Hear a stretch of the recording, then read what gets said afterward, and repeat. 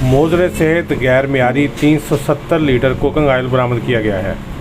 Food authority ने ये तमाम ममनुआ कुकिंग आयल ज़ब्त कर लिया है, जबकि डिस्ट्रीब्यूटर के ख़िलाफ़ थाना सिटी में मुकदमा दर्ज करने के लिए दरख्वास्त जो है वो भी दे दी गई है।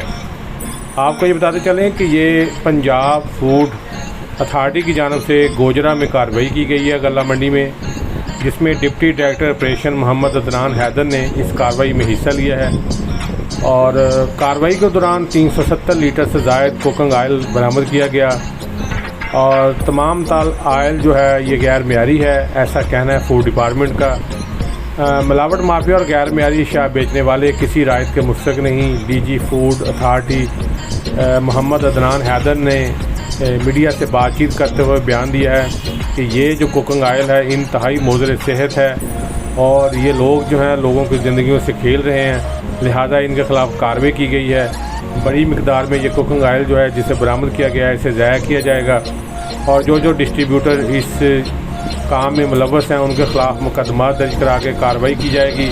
अदनान हैदर का कहना है कि ज़िला भर में फूड डिपार्टमेंट की जानब से कार्रवाइयाँ जारी हैं और आज ये जो कार्रवाई की गई है ये भी इसी सिलसिले की कड़ी है।